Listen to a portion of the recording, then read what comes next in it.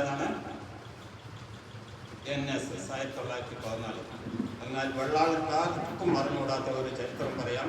തിരുവിതാംകൂറിൽ ആദ്യമുണ്ടായ സമുദായ സംഘടന വെള്ളാളരുടേതായിരുന്നു. എന്നാണ് അതുണ്ടായത്?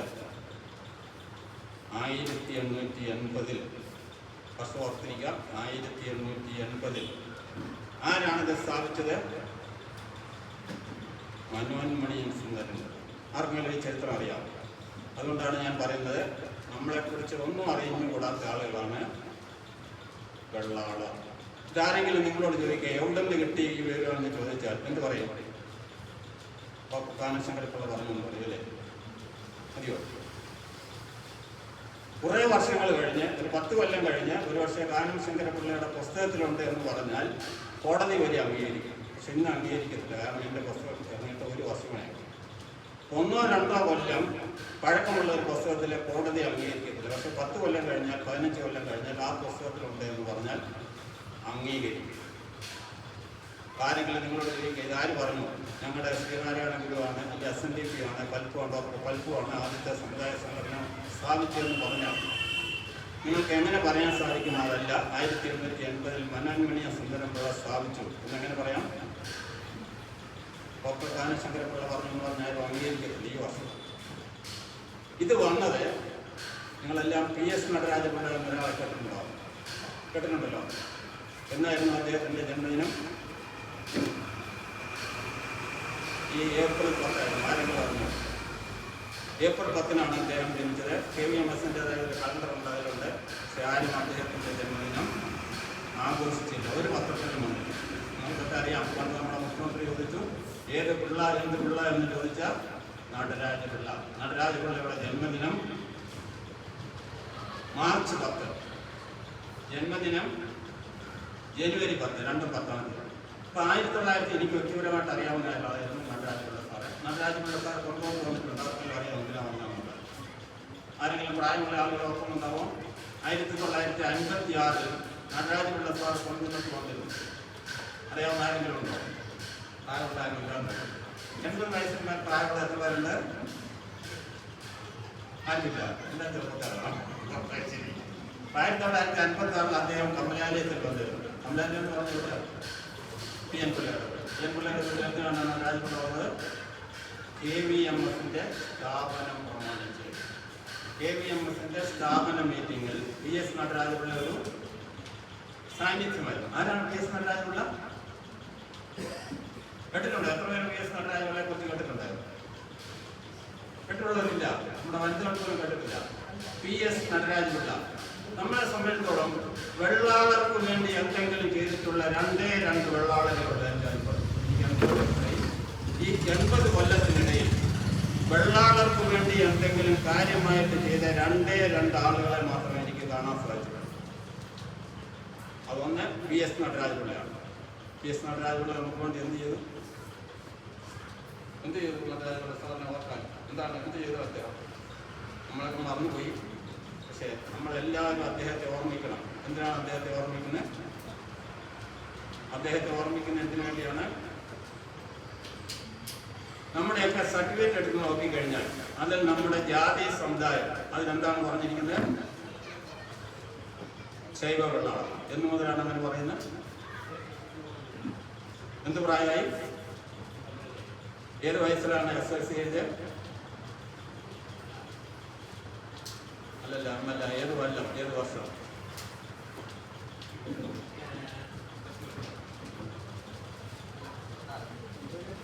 56. അപ്പൊ നമ്മളെല്ലാം ഇവിടെ ഇരിക്കുന്ന ആളുകളെല്ലാം SLC ബുക്ക് ഉണ്ടെങ്കിൽ നിങ്ങളുടെ എല്ലാ സമുദായം എന്താണ്? വാസ്തവത്തിൽ നമ്മൾ ശൈവവെള്ളാളരാണ്. മുൻകുന്നത്തും ചെറുക്കടവിലും ചെറുവള്ളിയിലുമുള്ള പഴയ ആചാരങ്ങൾ എടുത്ത് നോക്കുക. നിങ്ങൾ ശൈവവെള്ളാളരാണോ? എത്ര പേർക്ക് പറയാം ഞാൻ ശൈവവെള്ളാളരാണെന്ന്? ആർക്കെങ്കിലും പറയാൻ സാധിക്കുമോ? പഴയ ആധാരം ആരുടെങ്കിലും കയ്യിലുണ്ടോ? 1956 മുമ്പുള്ള ആധാരം ആരുടെങ്കിലും കയ്യിലുണ്ടോ? ഉണ്ടെങ്കിൽ അവിടെ ഒന്നും നമ്മുടെ ശൈവവെള്ളാളരാണ്. ഒന്നുകിൽ വെള്ളാള അല്ലെങ്കിൽ തമിഴ്. മുൻകുന്നത്തൊക്കെ ഉള്ളത് പുന്നാമ്പറമ്പ് പോലും തമിഴ് സൂത്രം എന്നാണ് 1956 മുമ്പുള്ള ആധാരങ്ങൾ. ഞങ്ങളുടെ കാനത്തിലൊക്കെ ഉള്ളവർ വെള്ളാളരായിരുന്നു, ചെറുവള്ളിയിലുള്ളവർ ആരായിരുന്നു എനിക്ക് അറിഞ്ഞൂടാ, ഏതാണെങ്കിലും ശൈവവെള്ളാളരായിരുന്നു ആണോ? ആർക്കെങ്കിലും പറയാം 60 മുൻപ് 1956 മുമ്പുള്ള ആധാരപ്രകാരം ഞാനും എൻ്റെ പൂർവികരും ശൈവവെള്ളാളരാന്ന് പറയാവുന്ന ആരെങ്കിലും ഉണ്ടോ? ഒരാളും കാണത്തില്ല, ഒറ്റയാളും കാണത്തില്ല. അതിന് തെറ്റി വെക്കാം. ആരെങ്കിലും ഉണ്ടെങ്കിൽ അവർക്ക് ഒരു 1000 രൂപ സമ്മാനം തരാം. 1956 മുമ്പുള്ള ഒരു ആധാരത്തില് ശൈവ വെള്ളാള കുടുംബത്തിൽ, ആധാരത്തിലൊക്കെ കാണത്തില്ല, അറിയാമല്ലോ, ആധാരങ്ങൾ കാണുന്നില്ല. ഈ പറഞ്ഞ കഴിയുമ്പോൾ ആധാരങ്ങളൊന്നും കാണത്തില്ല. പക്ഷേ ഈ ആധാരത്തില് ശൈവ വെള്ളാള എന്ന് 56 മുമ്പില്ല. അപ്പൊ അങ്ങനെ വരാൻ കാരണം ആരാണ്? PS നടരാജപിള്ളയാണ്. എങ്ങനെയാണ് അത് വന്നത്? ശൈവ വെള്ളാളർ എന്ന് പറഞ്ഞാൽ പ്രാചീന കാലത്ത് 1956 മുമ്പ് അല്ലെങ്കിൽ 40 മുമ്പ് തെക്കൻ തിരുവിതാംകൂറിൽ ഉണ്ടായിരുന്ന ഒരു ചെറിയ സമൂഹമാണ്. അവർക്ക് വിദ്യാഭ്യാസം ലഭിച്ചിട്ടില്ല, എഴുത്തും വായനയൊന്നും താല്പര്യമില്ലാത്ത ഒരു ചെറിയ കൂട്ടം ആൾക്കാരായിരുന്നു. അവരുടെ പ്രത്യേകത എന്താണെന്ന് ചോദിച്ചാൽ അവർ വീട്ടിലെ തമിഴ് സംസാരിക്കുന്നവരാണ്. വീട്ടിൽ തമിഴ് സംസാരിക്കുന്ന ആരെങ്കിലും ഉണ്ടോ? ഒരാളുമില്ല. ഇപ്പൊ ശൈവ വെള്ളാളർ എന്ന് പറഞ്ഞാല് വീട്ടിൽ തമിഴ് സംസാരിക്കുന്നവരാണ്. അപ്പൊ നടരാജപിള്ള അദ്ദേഹം ശ്രീമൂല സഭയിൽ അംഗമായിരുന്നപ്പോൾ ഈ ശൈവ വെള്ളാളർക്ക് വേണ്ടി സ്കൂളുകൾ തുടങ്ങി തെക്കൻ തിരുവിതാംകൂർ. പക്ഷെ ആരും പോയി പ്രവേശനം നേടി. പിന്നീട് അങ്ങേര് ധനകാര്യമന്ത്രി, റവന്യൂ മന്ത്രി, നിയമമന്ത്രി, അങ്ങനത്തെ മന്ത്രിയായിരുന്നു.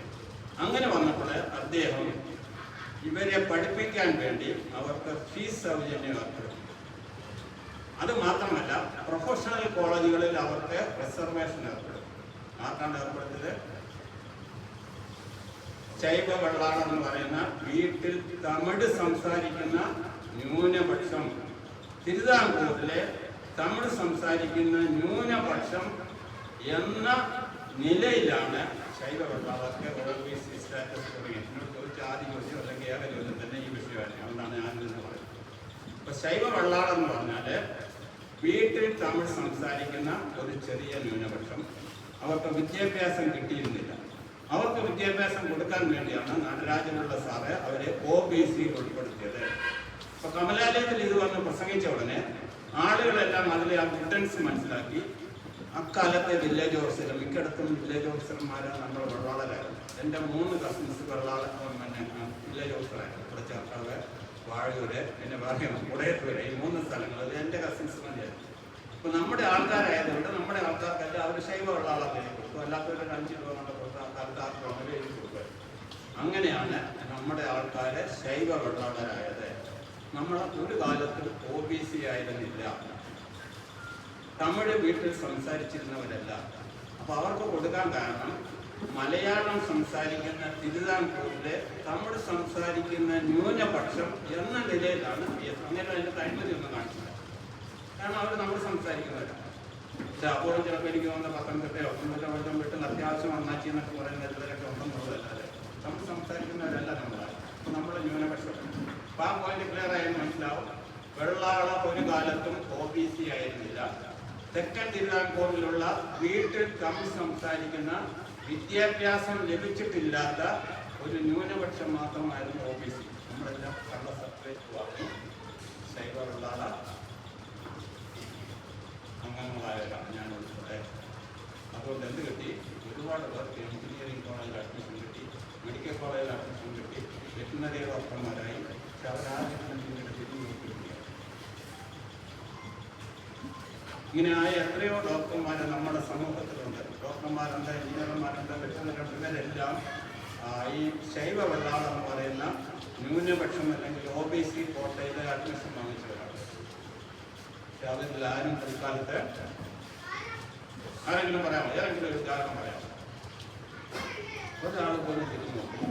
അതുകൊണ്ടാണ് ഞാൻ പലപ്പോഴും നിങ്ങൾ OBCക്ക് പോകണ്ട എന്ന് പറയുന്നത്. അല്ല, OBCക്ക് പോകണ്ട. OBC പോയ ഒരാളും പിൽക്കാലത്തെ അവരുടെ ജീവിതത്തിൽ ഉയർന്നു കഴിഞ്ഞിട്ട് സമുദായത്തിൽ തിരിഞ്ഞു നോക്കിയിട്ടുണ്ട്.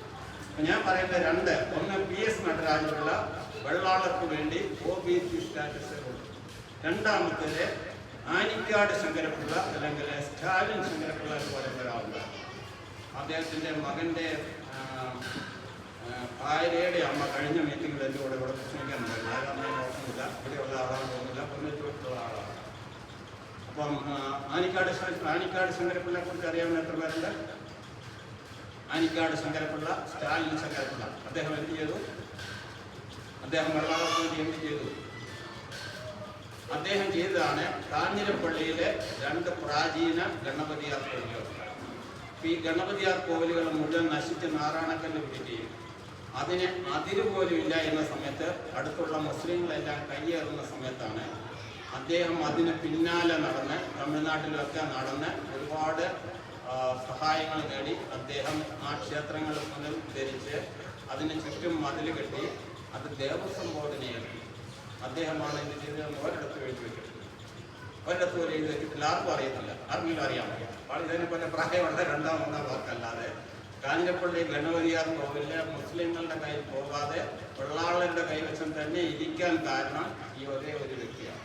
ഇപ്പം ഞാൻ പലപ്പോഴും അത്ഭുതപ്പെട്ടിട്ടുണ്ട്. ഞാൻ ഇവിടെ കുന്നത്ത് വരുന്ന കാലത്ത് KVMS ഹോസ്പിറ്റൽ നഷ്ടപ്പെട്ടു പോകാതിരിക്കാൻ ഈ ശങ്കരപ്പിള്ള ഉണ്ടായിരുന്നെങ്കിൽ സഹായിച്ചാൽ മറ്റൊരാൾ വിചാരിച്ചാൽ അത് നടക്കത്തില്ല. കാരണം അതുപോലെ ഒരു കാര്യത്തിൽ ഇറങ്ങി പുറപ്പെട്ടു കഴിഞ്ഞാൽ അത് നടപ്പിലാക്കുന്ന ആളായിരുന്നു ഈ ആനിക്കാട് ശങ്കരപ്പിള്ള.